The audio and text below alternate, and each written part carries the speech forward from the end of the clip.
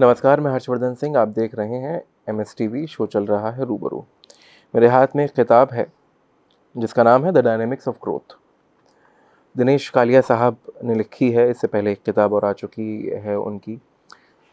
और ये जो किताब है ये बात करती है, जैसा कि आप नाम से समझ पा रहे हैं, the dynamics of growth. Growth के लिहाज से हम किसी चीज़ के बढ़ने को, किसी चीज़ के विस्तार को, किसी चीज़ के अभी जिस जिस अवस्था में है उससे तब्दीली की पूरे राह पे जाकर किसी दूसरी अवस्था में पहुंचने को भी कई बार ग्रोथ मान लेते हैं। और डायनेमिक्स आप समझते हैं, it's related to the motion.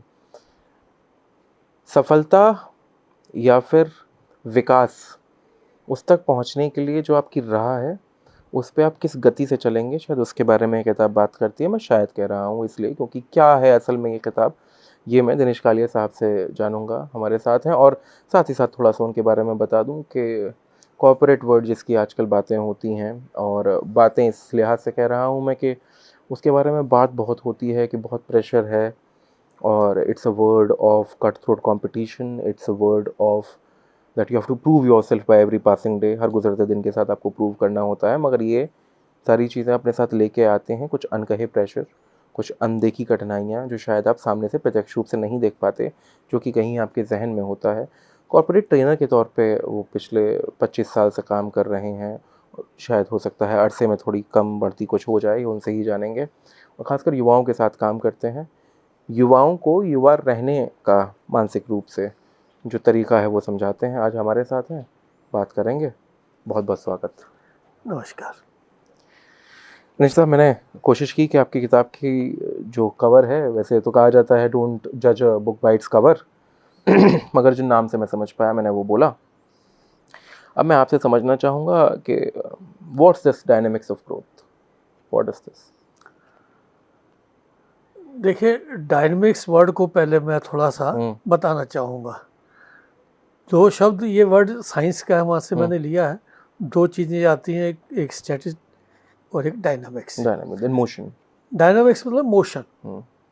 Motion कब होगा? जब कुछ हम एक्शन करेंगे, कुछ एक्टिविटीज़ करेंगे जी। तो हम खाली सोचते ना रहें जीवन में, कुछ आगे बढ़ें, कुछ काम करें, कुछ स्टेप्स करें जिससे हमारी ग्रोथ हो। तो ये डायनामिक्स ऑफ ग्रोथ इस चीज़ को दर्शाता है। ग्रोथ से क्या मानी है? What do you mean by growth here? Growth, देखिए, हर आदमी एक सपना देखता है कि मैं कुछ बन जाऊं। ठीक है। वो कामयाब होना चाहता है। ठीक है, ये भी सही है। वो कामयाब होना तो चाहता है, पर उसको असल में अपने लक्ष्य का कई बार पता नहीं होता, जिसकी वजह से उसके अंदर भटकाव की स्थिति पैदा हो जाती है। Okay.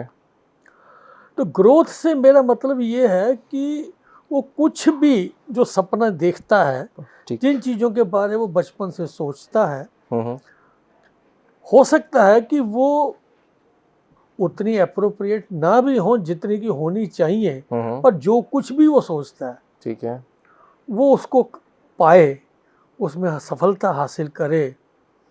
That is my meaning of growth. Okay. आपने इसमें बात किया कि अपने लिए लक्ष्य निर्धारित करता है कि मैं ये बनना चाहता हूँ। तो क्या ग्रोथ जो इसका पूरा पैमाना है या फिर जो इसका पूरा सफ़र है उसी समय से शुरू हो जाता है? और अगर शुरू हो जाता है तो when we set a goal for us कि this is what I want to achieve, ये मैं प्राप्त करना चाहता हूँ अपने जीवन में, यहाँ पहुँचना चाहता हूँ, क्या कई बार उसमें भी त्रुटियाँ हो जाती हैं, गलतियाँ हो जाती हैं लोगों से क्योंकि क्लैरिटी नहीं होती है? क्या ऐसा भी होता है? हाँ, बिल्कुल, आपने बिल्कुल सही कहा। यही मैं समझता हूँ कि आज के युवा पीढ़ी की मूलभूत जो समस्या है वो शायद यही है। मैं पिछले 25 साल से युवाओं के साथ जुड़ा हुआ हूँ। अच्छा। और इस दौरान मैंने देश विदेश के कई युवाओं से, इंजीनियर्स हैं या मैनेजमेंट स्टूडेंट्स हैं, उनके साथ बातचीत की, क्योंकि मेरा एक प्रोफेशन रहा है उनको डेवलप करने का, प्रोफेशनली डेवलप करने का।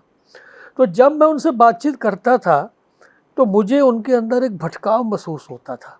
वो प्रभावित होते थे चारों तरफ के वातावरण को देख के, और उसके अनुसार वो अपना गोल निर्धारित करने की कोशिश करते थे। और असल में होना क्या चाहिए कि वो अपने आप को पहचाने, उनकी अपनी ताकत क्या है, उनके अपनी रुचि क्या है, और उसके अनुसार जिसके अंदर उनकी ताकत है, जो उनके इंटरेस्ट है, उनके उसके अनुसार अगर वो अपना गोल निर्धारित करते हैं तो डेफिनेटली वो कामयाब होंगे।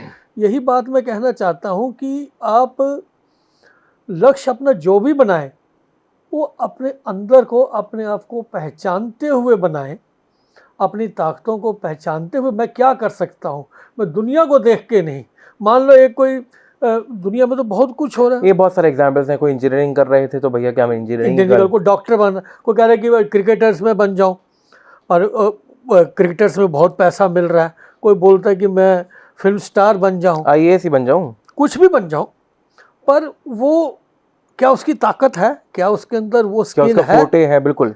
तो इस चीज़ के लिए तो मैंने अपनी इस किताब में इन्हीं बातों को, बल्कि आप देखेंगे पहला चैप्टर ही मैंने इसी पे लिखा मैं है। एग्जैक्टली वही देख रहा हूँ, मेरा सवाल भी वही था कि सबसे शुरुआत में आपने किया है हु एम आई। हाँ, मैं और कौन हूँ? ये तो शाश्वत एक ऐसा प्रश्न है जो हर व्यक्ति जो थोड़ा भी सजग है पूछता है, कौन हूँ मैं, क्या हूँ मैं? क्या ये शरीर हूँ मैं, ये सोच हूँ मैं, ये मन हूँ मैं, ये एहसास हूँ मैं, क्या हूँ मैं? शरीर नश्वर है, एहसास आप उसे समझते हैं जो आप अपने जितने भी ऑर्गन्स है, सेंसरी ऑर्गन्स, उनसे जो आप महसूस करते हैं। फीलिंग्स वो होती हैं जो कि आप अपनी समझ के हिसाब से इंटरप्रिटेशन करते हैं कि सिचुएशन का। सारी चीज़ें नश्वर हैं, कुछ एक जगह स्थापित नहीं होता। तो सवाल वहीं बना रहता है। तो हु एम आई, आपने जवाब दिया इसका या क्या है, थोड़ा सा किताब में मुझे बताएं। इसके लिए मैंने, जैसे मुझसे कोई किसी ने पूछा सर मेरी ये प्रॉब्लम है, मैं क्या करूं? प्रॉब्लम जैसे कि मुझे लक्ष्य नहीं मिल रहा, मान लो इसी बात पे आते हैं, ठीक है, मैं अपना लक्ष्य नहीं डिसाइड कर पा रहा, तो मैं उनको ये कहता था कि आप अपने साथ बैठो, एकांत में बैठो और अपने बारे में सोचो। अब वो अगला क्वेश्चन ये आ जाता था, ठीक है बैठ तो गए, करें क्या? तो मैं उनको कई बार समझाने की कोशिश करता था, उसको समझ लगी या नहीं लगी। हु एम आई का मतलब है कि अपने अंदर मैं कौन हूँ। मैं कोई बहुत बड़ा अध्यात्म की बात नहीं कर रहा यहाँ पे, मैं कोई ऐसे उपदेश देने की बात नहीं कर रहा, मैं सिंपल भाषा में बात कर रहा हूँ कि आप अगर आदमी अपने साथ अकेले में बैठे, मैं कौन हूँ, मैं बोल रहा हूँ मैं कौन हूँ, इट मीन्स मैं एक कोई चेतना हूँ, मेरे अंदर कोई जागृति है, मेरे अंदर कोई कॉन्शियसनेस है, मेरे अंदर कुछ विचार हैं जो मेरे दिमाग में ओरिजिनल आ रहे हैं। इस चीज़ को एहसास करना, जब आदमी अकेले में बैठेगा, उन्होंने इसके साथ ही 2-3 क्वेश्चन और लिखे हैं। मैं कौन हूँ और मैं क्या कर रहा हूँ, मैं इस समय क्या कर रहा हूँ। जब मैं वो आदमी ये सोचे कि मैं इसमें क्या कर रहा हूँ, तब वो परेशान हो जाता है, मैं क्या कर रहा हूँ। क्योंकि दिमाग में हमारे जो विचार आते हैं, जो हमारी ज्ञानेंद्रियों के द्वारा डेवलप होते हैं, वो हजारों की संख्या में आते हैं। साइंस ये कहती है कि एक नॉर्मल इंसान के मन में 60,000 तक थॉट्स सारे दिन में आते हैं जी। और ये स्थिति तब है जो नॉर्मल है। अगर वो थोड़ा परेशान है, बेचैन है, डिस्टर्ब है, एंजाइटी है, तो ये स्पीड और भी बढ़ सकती है। तो कहाँ तक जाएगा। तो मैं कौन हूँ, मैं क्या कर रहा हूँ, इसी पे उसको सोचने को मजबूर हो जाएगा कि मैं कर क्या रहा हूँ। बहुत अच्छा। और उसके बाद की बातें जब वो यहीं पे 2 पे एनालिसिस करेगा, 5 मिनट के लिए अगर वो ये सोचना शुरू करेगा कि जैसे मैं हूँ, मैं दिनेश हूँ, मैं क्या कर रहा हूँ, तो वो लगेगा दिमाग में सोचेगा, थॉट्स पे सोचेगा, ये किससे रिलेटेड मेरे दिमाग में थॉट्स आ रहे हैं। बिल्कुल बिल्कुल। और मैं उन पे रिएक्ट कर रहा हूँ, क्यों नहीं कह रहा हूँ, और रिएक्ट करते ही मुझे गुस्सा भी आ रहा है, तनाव भी हो रहा है, मैं कुछ कर नहीं रहा, मैं सोच ही रहा हूँ सिर्फ, और उसी में उलझा हुआ हूँ। ये मतलब है मैं कौन हूँ, ये जानने का। बहुत अच्छा। अभी आपने एक लफ्ज़ इस्तेमाल किया, एंजाइटी। हमारी मतलब मैं अगर अपनी जिस विधा से आता हूँ उस भाषा में बात करूँ तो हमारे लिए कीवर्ड है, जो नीचे हम कीवर्ड डाल के अपने व्यूज़ बढ़ा सकते हैं। अब उसका कहने का तात्पर्य ये है कि हॉट सेलिंग है आजकल ये बहुत, कि एंजाइटी इश्यूज़ हैं and I am very anxious at this point of time.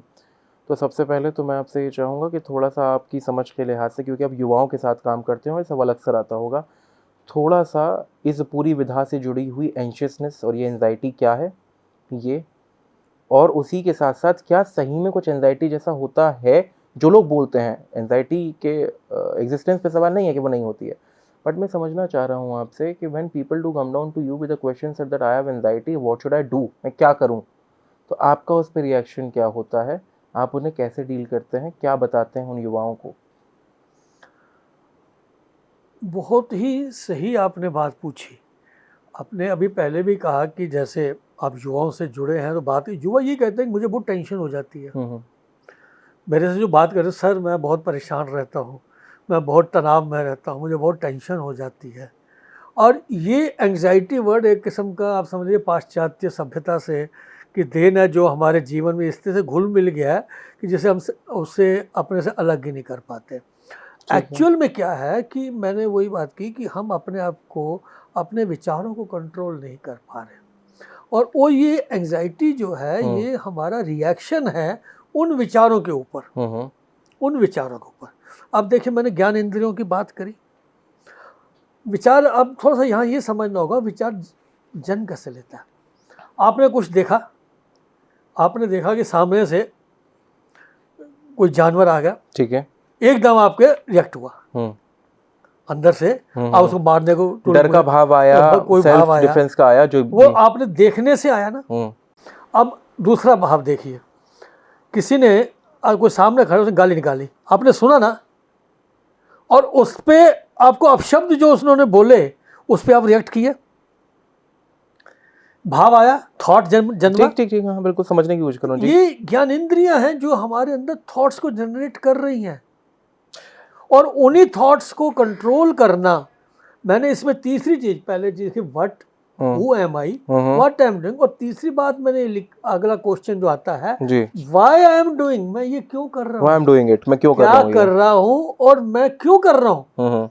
मान लीजिए मैं फेसबुक देख रहा हूँ, ठीक है, मैं क्यों देख रहा हूँ भाई, और फेसबुक में देख के किसी जगह मुझे खुशी मिल रही है, मैं खुश हो रहा हूँ, कहीं जगह डिप्रेशन हो रही है वो भी मैं देख रहा हूँ, सब जगह। पर इसके साथ ये है कि मैं अपना टाइम भी तो वेस्ट कर रहा हूँ, मैं अपने शरीर के बारे तो नहीं ध्यान दे रहा, मैं अपने जो लक्ष्य की तरफ तो नहीं ध्यान दे रहा।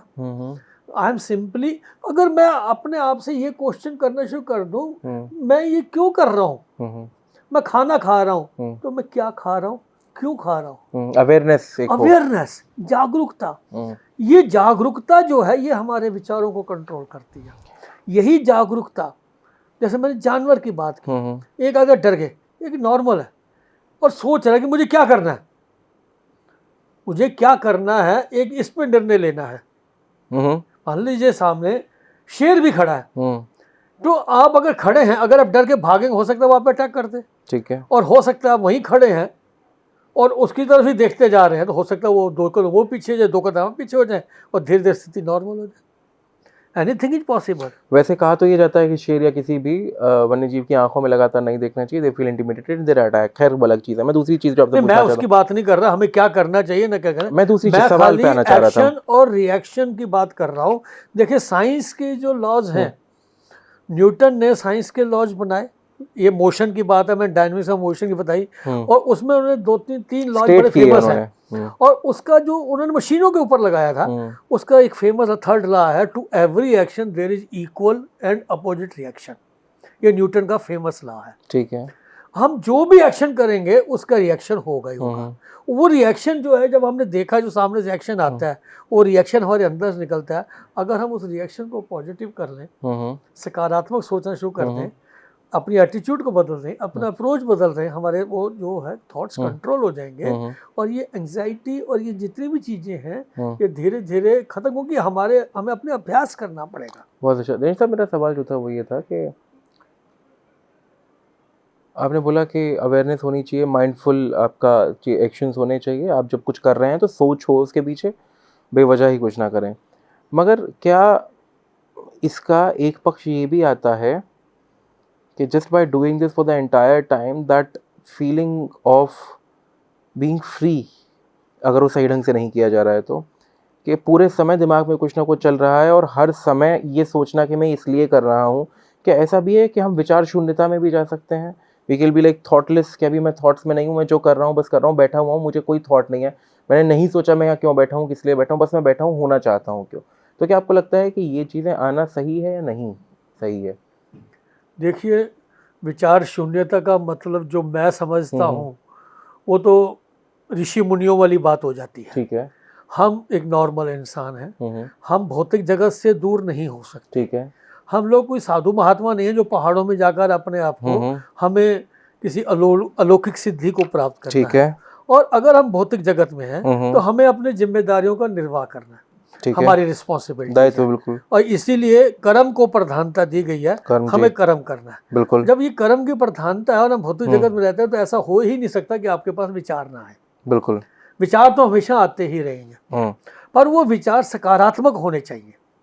अगर वो विचार आपके पॉजिटिव हैं, सकारात्मक हैं और उनकी एक दिशा निर्धारित है तो वो आपको बिल्कुल सही दिशा पे लेके जाएंगे और आपको ऊर्जा देंगे, आपको ताकत देंगे, आपको आपकी क्षमता को बढ़ाएंगे।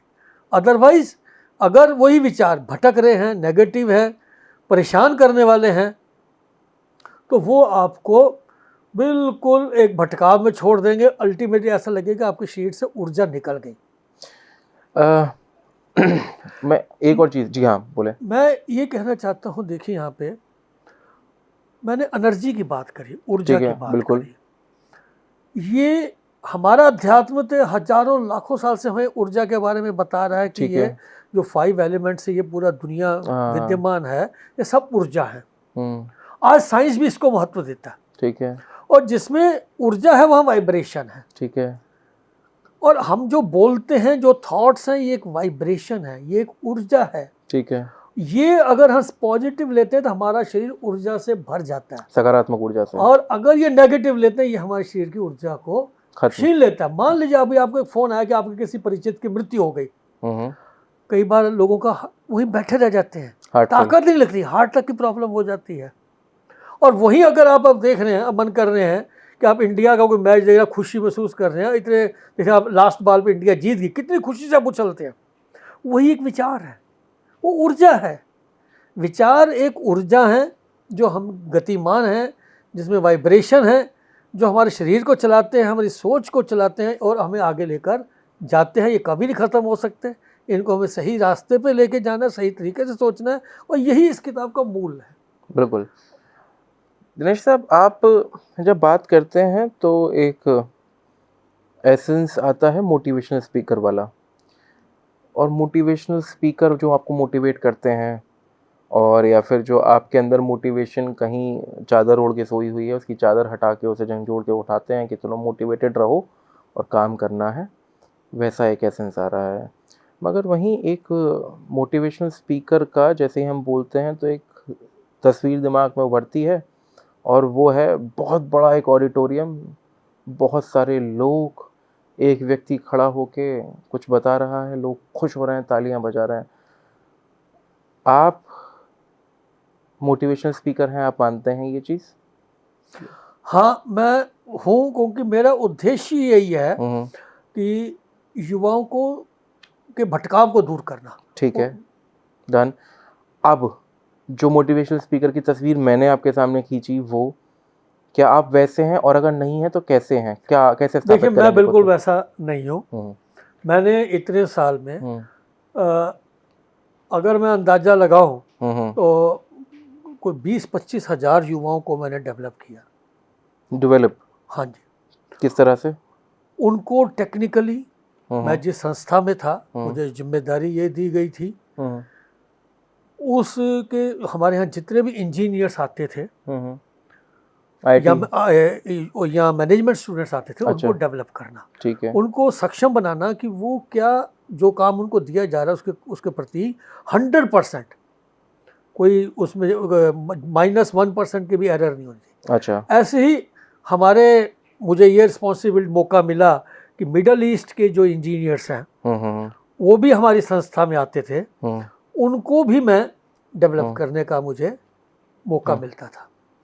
प्लस हमारे यहाँ हर साल एटलीस्ट 3 से 4 हज़ार वोकेशनल स्टूडेंट्स आते जो इंजीनियरिंग के फाइनल ईयर्स में होते थे, जो मुझसे मैं बात करता था।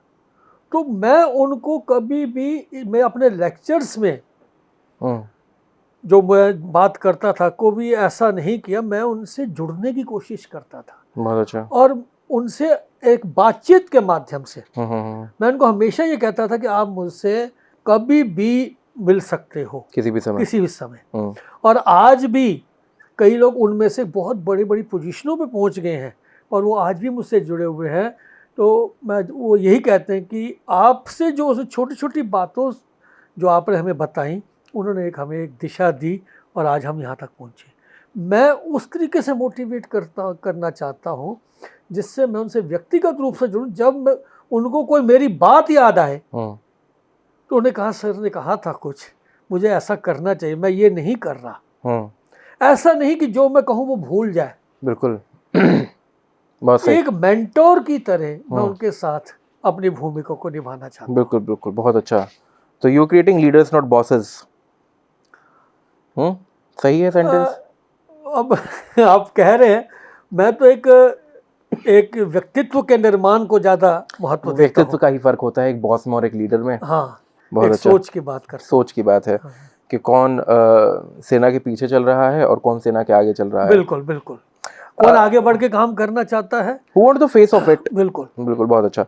एक इसमें है सर चैप्टर जो अपने 5वां है कि स्ट्रेटजी ऑफ सक्सेस। हाँ।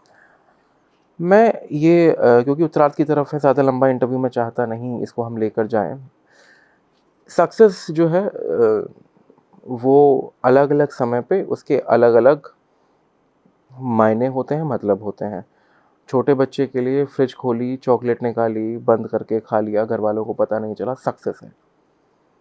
मेरे लिए मैं इस इंटरव्यू को इस तरीके से कर गया कि आपके द्वारा जो आपका सोच है वो लोगों तक पहुंच गया, सक्सेस है। हर उम्र पर सक्सेस के प्रतिमान बदलते रहते हैं, उनके मतलब बदलते रहते हैं, तो उसके लिए उनकी अप्रोच बदलती रहती है। मगर आपके लिए वो सक्सेस का एक मायना, the meaning of success, that is eternal success, जो हमेशा रहती है किसी भी व्यक्ति के लिए, वो क्या है और उसके लिए स्ट्रेटेजाइज आप कैसे करते हैं और कैसे लोगों को बताते हैं जो युवा सुन रहे हैं, ये खासकर उनके लिए है। देखिए, इसमें सबसे महत्वपूर्ण बात यह है कि परिवर्तन, जी, चेंज, ये इतनी परिवर्तन हमारे जीवन का अटूट हिस्सा है और आप कोई भी इंसान से भाग नहीं सकता। ठीक है। और आज की सबसे बड़ा चैलेंज क्या है युवाओं के सामने कि परिवर्तन बहुत तेजी से हो रहा है। इतनी तेजी से हो रहा है कि अगर हम उसको लिए तैयार नहीं होंगे, कामयाबी तो हमने सोच ली, हमें ये करना है, ये मेरा लक्ष्य है, ये करना है, और उसके लिए तैयार होने को ही स्ट्रेटजी एक आपको बनानी पड़ेगी कि मैं अपने लिए जो ये चेंज है इसके साथ में बिल्कुल आगे बढ़ूं, नहीं तो मैं पिछड़ जाऊंगा। कोई मैं एक ऐसी स्ट्रेटजी बनाऊं ताकि मैं इस बदलते हुए समय के साथ चल सकूं और उसमें चल नहीं पाऊं, लीड करूं और उसको कामयाब हूं। इसको, और ये स्ट्रेटजी कोई दूसरा आपके लिए नहीं बनाएगा, आप ही को बनानी होगी और ये आपको ही बनानी होगी। और उसमें आप अपनी लैगिंग्स देखेंगे, मैं कहाँ लैग कर रहा हूँ, लैगिंग अर्थात मेरे में क्या कमी है जो मैं ये नहीं कर पा रहा। जैसे आज का ही समय है, ठीक है, जैसे चैट जीपीटी आ गया, ठीक है, कि आज से कुछ महीनों वर्षों पहले कितनों ने, अभी तक मैं ऐसा कई युवाओं ने चैट जीपीटी का नाम नहीं सुना होगा। ठीक है। और ये चैट जीपीटी आने वाले समय में, या आर्टिफिशियल इंटेलिजेंस आ रहा है, आने वाले समय में इसका क्या रोल होगा और मैं कहाँ पे स्टैंड करता हूँ, ये मेरी भूमिका को कैसे खा जाएगा, मेरी जगह वो कैसे ले जाएगा, तो फिर मैं क्या करूँगा, मेरा क्या रोल रह जाएगा, मैं अपने लक्ष्य को क्या प्राप्त करूँगा और दुनिया में जीऊँगा कैसे। इन चीज़ों के बारे में सोचना, मैंने बिल्कुल लेटेस्ट आपको एग्जांपल दी, एक स्ट्रेटजी बनाने की बात है। अब मैं I am not expert of AI और चैट जीपीटी जी, तो पर अवेयर तो हूँ ना कि यहाँ ये दुनिया में चल रहा है। If at this age I am aware of these two things that I have to change myself, what is coming in front of us, I have to be adaptive for the things। Adaptation रहना चाहिए। तो अगर हम change को accept नहीं करेंगे और उसके साथ आगे बढ़ने की इच्छा नहीं रखेंगे तो हम कुछ कर नहीं सकते। और अगर इच्छा है तो स्ट्रेटजी आपको बनानी पड़ेगी। बिल्कुल। तो यही मेरा भाव है इस चैप्टर को मेंशन करने का। बहुत अच्छा। दिनेश साहब, क्योंकि वक्त का थोड़ा सा तकाजा भी है, फ्लोर अब आपके पास है, कैमरा आपके सामने है, ज्ञान आपके पास है, सुनने के लिए लोग उस तरफ हैं। तो जो युवाओं से अपनी किताब की ज़िस्त के तौर पर, अपने ज़िस्त के तौर पर, अपनी सोच के ज़िस्त के तौर पर जो निचोड़ है, वो अगर आप साझा करना चाहें, फ्लोर इज़ योर्स। आप कुछ समय अपने साथ ज़रूर बिताएं, ये बहुत ही ज़रूरी है। मैं मानता हूँ कि बहुत भाग दौड़ वाली ज़िंदगी है, बहुत तनाव है। आप कामयाब भी हो जाते हैं, कामयाब हैं, मान लो कि आप कामयाब भी हैं, पर आप बैठ के ये सोचिए, आज मैंने ये कामयाबी पाई है तो इसकी मुझे कितनी कीमत देनी पड़ी है।